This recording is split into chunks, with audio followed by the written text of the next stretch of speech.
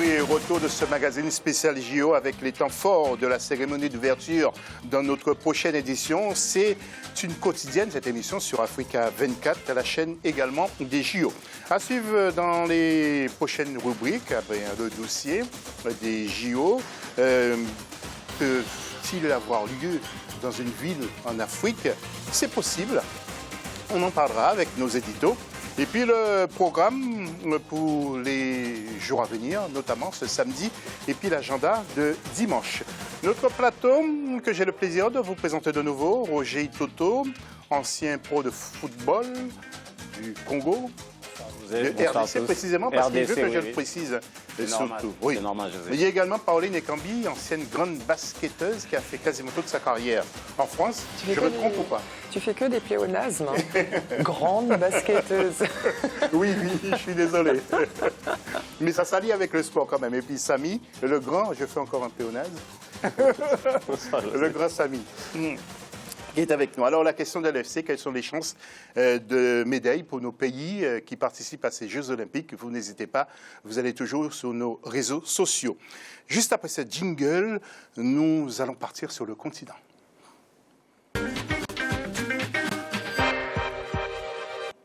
Le dossier de l'émission, une ville du continent africain peut-elle organiser les Jeux Olympiques à l'enquête de l'FT ou nous? Regardez. Africaine. Dans la même dynamique, la ville sud-coréenne Pyeongchang et la capitale chinoise Beijing.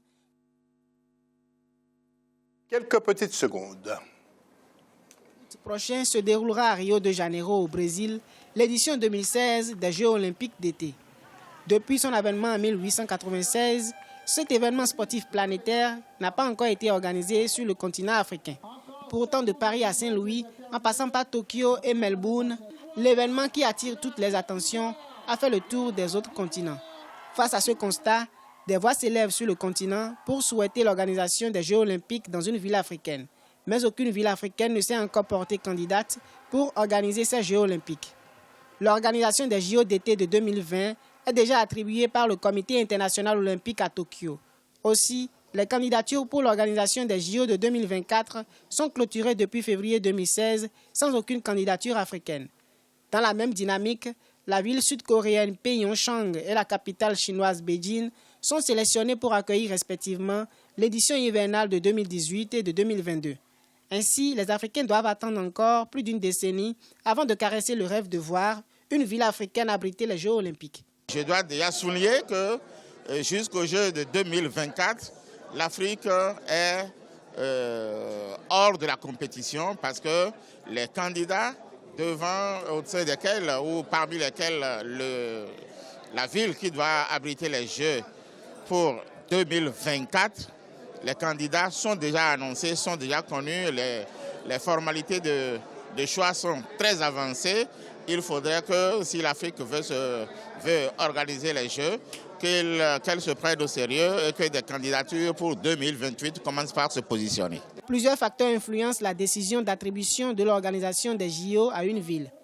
Il s'agit entre autres de la disponibilité d'un ensemble d'infrastructures modernes, de la qualité du réseau de transport, du potentiel hôtelier et aéroportuaire de la ville, sans oublier que son organisation nécessite un budget colossal.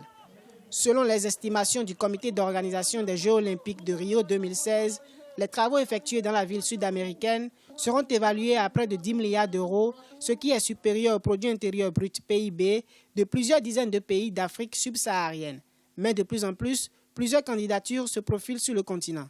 Selon certains observateurs, la candidature de l'Afrique du Sud par le biais de sa capitale parlementaire Cape Town pourrait séduire le comité international olympique. J'ai pris l'exemple de l'Afrique du Sud parce qu'à mon avis, c'est la nation la plus en vue, la plus en avance, en tout cas sur le continent, pour pouvoir organiser ces genres de compétitions. Maintenant, au-delà, c'est carrément des infrastructures. Organiser des JO, il ne suffit pas d'avoir juste un seul stade. C'est carrément au-delà d'un stade où il faut y dérouler, disons, toute une compétition, l'athlétisme, le football et autre chose. C'est carrément toute une logistique. Et ça demande énormément de moyens.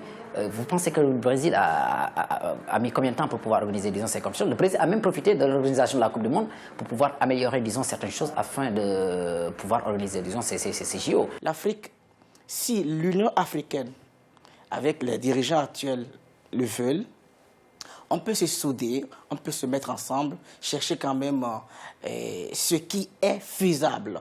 Si on peut tous se mettre derrière une ville africaine, puisque d'abord, il y a une question de compétition, hein, si se mettre derrière une ville africaine, on pourra donc essayer de décrocher une participation africaine historique. Les JO de Rio constituent la 28e édition des Olympiades estivales. Sur les 27 éditions, 16 ont déjà été organisées en Europe, 6 en Amérique du Nord, 3 en Asie et 2 en Océanie. L'actuel président du Comité international olympique plaide pour que l'Afrique abrite ces Jeux. L'Afrique du Sud est le candidat le plus crédible pour accueillir les Jeux olympiques, car ayant déjà organisé la Coupe du monde de football.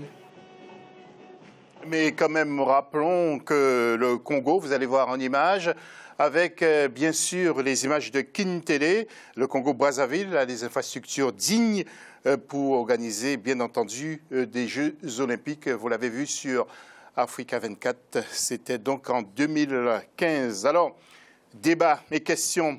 Roger Toto, je commence par vous. L'Afrique n'est pas prête, l'Afrique n'a rien, l'Afrique n'a pas d'infrastructure. Est-ce que c'est votre sentiment? Non, ce n'est pas mon sentiment, on en parlait même. Non, je pense qu'il y a des pays comme l'Afrique du Sud, il y a le Maroc, bien sûr, et il y a le Congo-Brazza. Mais pour moi, les pays réellement qui sont susceptibles, où on peut réellement dire que ce pays est prêt pour... c'est le pays qui a vraiment des infrastructures, c'est le Maroc et l'Afrique du Sud, oui. L'Afrique peut organiser les Jeux Olympiques. Tout le monde nous regarde. Le CIO devrait y remédier aujourd'hui, Pauline, faire quelque chose? Je pense qu'ils font quelque chose. Déjà, moi je rejoins... Pour l'Afrique, hein, je dis bien. Oui. Pour organiser... Oui, oui, je pense. Déjà, moi, je rejoins ce que dit Roger. Pour moi, le pays qui pourrait aujourd'hui l'organiser, c'est l'Afrique du Sud, parce qu'ils ont déjà l'expérience d'un mondial. Donc, il faut aussi une expérience, un savoir-faire. Mondial de foot, mais aussi mondial de rugby. Oui, mais c'est quand même pas rien. On n'aurait pas donné un mondial il y a quelques années encore à un pays d'Afrique. Donc, je pense que l'Afrique du Sud, pour moi, serait le premier à pouvoir postuler ou déposer sa candidature. Après, ce serait pour 2028.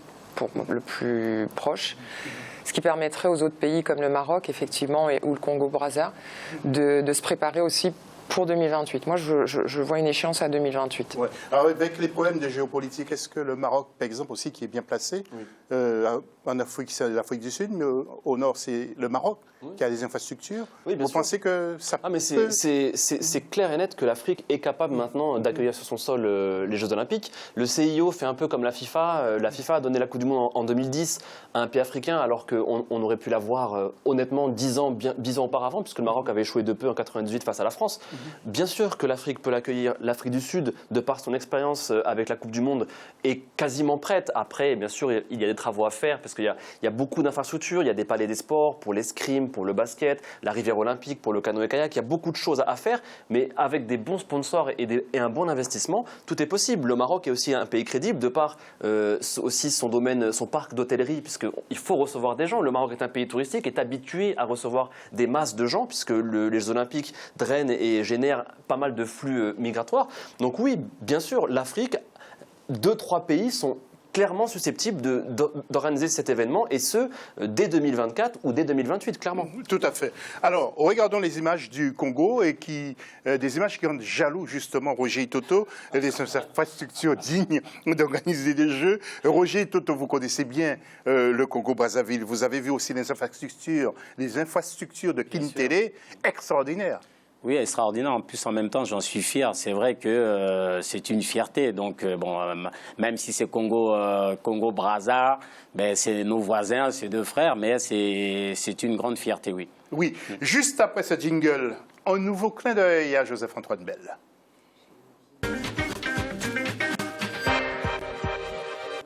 Alors, nous allons voir encore les réponses, ou la réponse de Joseph-Antoine Bell. Joseph, une erreur de penser qu'une ville d'Afrique ne peut pas organiser un événement planétaire comme les Jeux Olympiques, Roger? Pas Roger, Joseph, pardon, décidément. Oui, mais on ne fait que rigoler. C'était quoi la question? Oui, je vous demande un événement planétaire comme les Jeux Olympiques. Lorsqu'on pense que l'Afrique n'a jamais, une ville d'Afrique, pardon, n'a jamais pu organiser les Jeux Olympiques, c'est quand même une erreur à laquelle on doit remédier aujourd'hui. Oui, mais je pense quand même entre nous que l'Afrique devrait avoir d'autres défis plus facilement accessibles que celui d'organiser des Jeux olympiques. Quand on voit à quel niveau d'endettement doit-on être, ou en tout cas à quel niveau de dépenses on doit être, il faut imaginer le niveau de vie qui permettrait d'amortir de tels engagements. Donc je crois qu'il faut savoir raison garder et qu'il ne faut pas, sous prétexte de démocratie et d'égalité entre les êtres humains, faire tout et n'importe quoi. Je crois que pour moi, il n'y a pas de honte à ce que l'Afrique aujourd'hui ne postule pas à organiser des Jeux olympiques. Est-ce qu'il manque grand-chose, Joseph, pour l'organiser, comme l'Afrique du Sud, comme éventuellement le Maroc ou bien Kintélé, que je connais le mieux, hein, qui a les infrastructures? Vous connaissez aussi, parce que je vous ai rencontré au Congo-Brazzaville. Oui, je connais Kintélé, mais vous savez que pour organiser des Jeux olympiques, il ne suffit pas d'avoir un stade olympique.